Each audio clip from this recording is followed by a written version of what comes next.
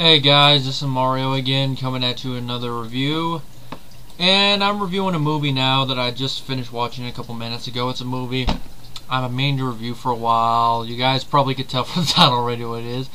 2012 film, directed by the Farrelly brothers. I think it was the Farrelly brothers.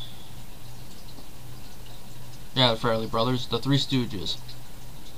Now, off the bat, I mentioned I am a fan of the original shorts and stuff. I didn't first discover them as a kid. I discovered them during adolescence, I guess you could say, like around 11 and 12, so about 10 years ago.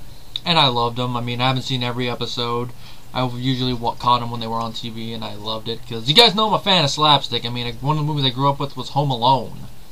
And then, of course, Looney Tunes and stuff. So I love slapstick, and I love the situations. Larry, Moe, Curly, and even Champ, I all loved them.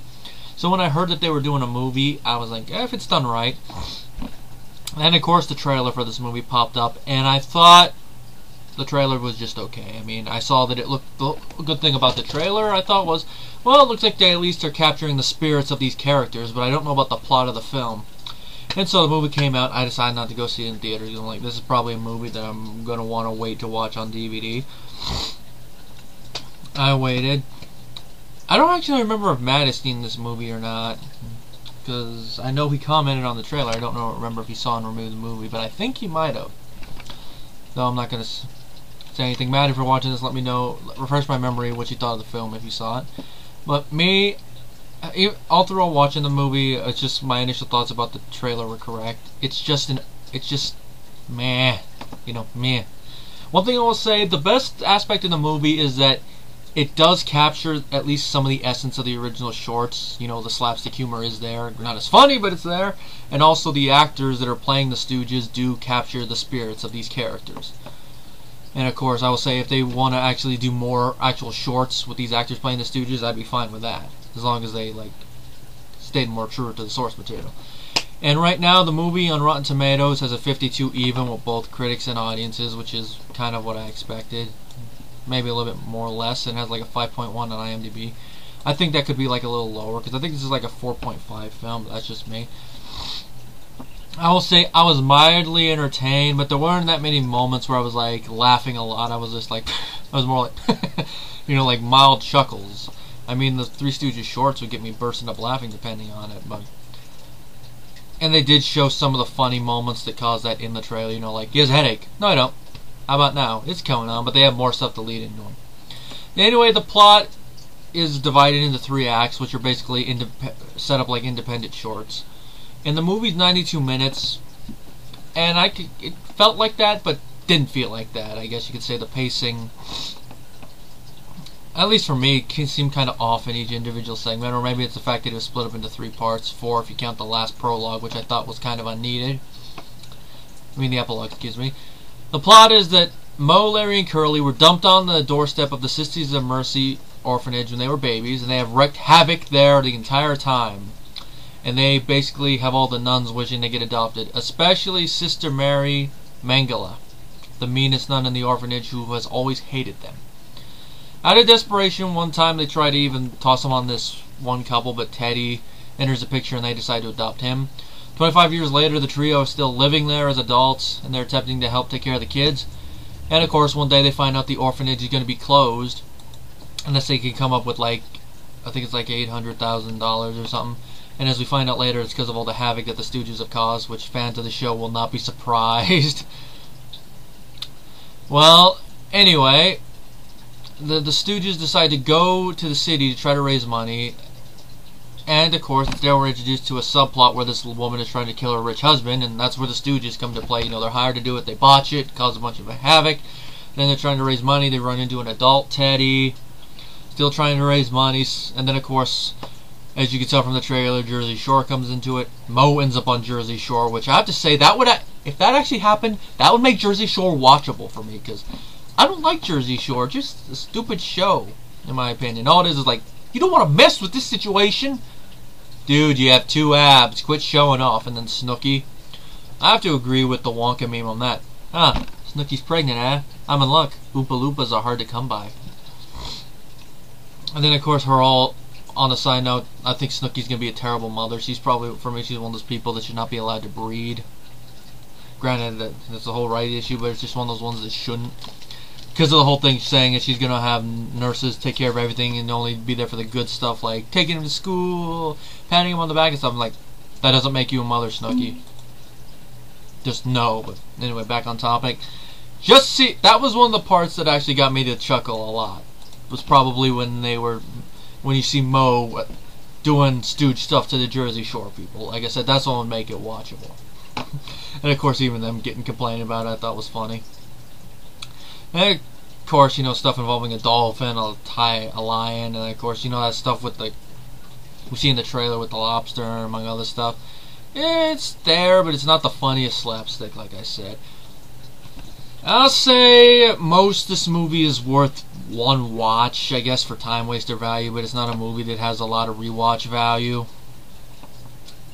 And I would be lying if I said that I didn't fast forward through a couple parts in the movie because I'm like, slow. I did the I watched on the PS3, so I did the first fast forward, which means it's you can still hear the stuff that's being said. It's just, you know, it's going faster, so you could get through the movie because it just felt, man, to me, it's like it was like watching a train wreck and stuff. Like I said, it's just executed badly for me, and this is coming from the Farrelly brothers, man. The guys that did Dumb and Dumber, man. That was funnier. That had slapstick in it. If it had been done with that spirit in it, this movie would have been epic. But, what are you gonna do? But, one thing I'll say, I did like the actors they got for the Stooges, like Chris, excuse me if I mispronounced his last name, Diamantopoulos, who played Moe. He fully captured the spirit of this character, and he has been in most of the other. He's been in a few stuff, like he was in Broadway. He played the lead in The Full Monty and Les Miserables. And he was also in some episodes of Charm, The Sopranos, Nip Tuck. He was on State of Mind. He also did a voice work in American Dad, and he played Frank Sinatra in that miniseries, The Kennedys. Sean Hayes as Larry. I thought he did a pretty good job as well. I'm going to see what else this guy has done. Let's see. He's a voice artist, too, huh? Oh, it's the guy from Will and Grace. I thought he looked familiar. He played Jack in Will and Grace. I thought he looked familiar. He's more familiar without the hair. He was also on the, let's see what, Will and Grace, what, Cat, oh yeah, he was Mr. Hummer Flew with the Cat in the Hat. Forgot about that. That's the other place I recognize him from. Three Stooges. He also did Cats and Dogs: The Revenge of Kitty Galore. He was also in the first Cats and Dogs too, as Mr. Tinkles, among other stuff. Scrubs, but this and Will and Grace probably his biggest roles, I guess you could say. Now Will Sasso, the guy that played Curly, he did a good job as well, and he's actually a cast member from Mad TV, which kind of fitting if you think about it. They get a guy who's probably impersonated other actors to play him. Let's see what else he's done. The voice of Randy Newman and Stewie Griffin, The Untold Story. He was in Southland Tales, The Sixth Man, Beverly Hills Ninja. He had a small role in Homeward Bound 2. He was in an episode of Doctor Who, Happy Gilmore. CTV, Till Death, he was in an episode. This is Family Guy, I guess. Episode of The X-Files. Others. So he's had some work. He actually did, like I said, he did a good job capturing the spirit of the character. Like I said, those three did. The three actors, like I said, are not the problem with the movie. It's the writing and the directing. That is the major problem with this movie. Because think of it, you can have a good director make at least a watchable film out of a script with bad writing. You could have a film that's watchable that has poor direction but has an epic story that draws you in. But if you have both together, it's like steering this Titanic purposely towards the iceberg when you know the iceberg is there. It's not good. And like I said, the sad thing is, this is a talented director team. And of course, it was also partially written by them, so, you know, like I said, I can't really recommend it. If you're a fan of the Stooges, I say just check it out for curiosity's sake, but it's not really one that I could recommend for everyone. I mean, like I said, I'm glad I watched the movie at least to see what it was about and stuff, but not one I'm going to find myself rewatching. I mean, I will say one thing, that part of the story I did find enjoyable. It's just that some of the slapstick could have been better. Like, I didn't find the whole pee fight in the hospital funny. I'm like, this is supposed to be funny? Aliens don't find that funny. I don't see Darth Vader sitting around and watching that and going, I find this funny. No, he wouldn't do that. The Emperor wouldn't find that funny. The Emperor would probably drag the Farrelly brothers into his throne room and force lightning them to death. This is what you get. I don't know why I brought up Star Wars. The first thing that probably came to mind. Doctor Who wouldn't find this funny. E.T. wouldn't find this funny. Even the retarded E.T. from Robot Chicken would not find it funny. Even the most easiest person to make laugh probably wouldn't find that funny. It's just one of those things you're like, really?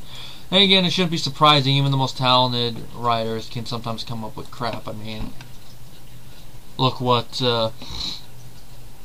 dang it, the guy's name has escaped me. The guy that did Breakfast Club. Look what he did, some of the stuff he did in the mid-90s, and you'll know what I mean. I will say, though, I didn't mind their appearance to promote the movie on WWE Raw. I mean, it kind of fits the PG era thing, and it's kind of funny to see Curly dress up as Hulk Hogan and then get chokeslammed by Kane. That was worth it. That was funny, I will admit. If that should have been in the movie at the end. At least for me, anyway. And, of course, the movie was a mild hit. $30 million budget, made $53 million. Oh, yeah. Another thing. Larry David as Sister Mary Mangala. I actually liked him playing the nun and good little foil for the brothers and stuff. You know, little disputes and stuff. Did a pretty good job. Jane Lynch from Glee as Mother Superior. I thought she did good as well. I bought her as a nun, and all the minor actors did a good job. And like I mentioned with the Jersey Shore people, it was worth that, including them in the movie, was worth it to see them humiliated. And of course, this movie apparently is criticized by Bill Donahue of the Catholic League for being discrimination against Catholics. So I read that before the movie, and I watched it. I'm like, you're really gonna point that at it? It's a comedy, man. It's supposed to be ridiculous. And one of them is the Sister Beatrice wearing the nun kini, which I can see why there would be a problem with that. But some people get a problem with movies that portray nuns wearing the stuff, and now that they're going in the opposite direction, you're gonna portray. Well, then again, that's why they kind of removed that one scene we see in the trailer. But I didn't have a problem with that. She's a younger nun, so let her flaunt it. And then, of course, with the Sister Mary Mangala character, because of the last name of a certain Nazi who worked at Auschwitz, which I could see that, but I think they did that I don't know if that was done intentionally or accidentally, but I think it kind of fits, because she's basically use the word Nazi, she's basically the most Nazi-ish of the nuns, if you want to forgive me my use of the word, you know, basically hates the boys and wants to see them gone. Basically the most strict nun, you know, the one that would be the stereotypical nun. I mean, she does crack the whip a couple times in the movie, so. Anyway, if I was going to give this movie a rating, just for the mild entertainment value I got out of it, I'd give it 1.5 stars out of 5, basically for the mild entertainment value. I think this is one of the lowest rated films I've ever lowest ratings I give it a film. It'll probably be on my worst films of 2012 list, probably somewhere in the middle because of the lost potential. I wasn't disappointed with the movie because I heard some mild things about it, mild to low things about it going into it, so I wasn't expecting much. So wasn't really that disappointed. If the trailer had hyped me up, then I'd probably be full on ranting about this movie, you know, taking a page out of Matt's book. This movie sucks my dick, you know, stuff like that. I don't know. But anyway, see you guys.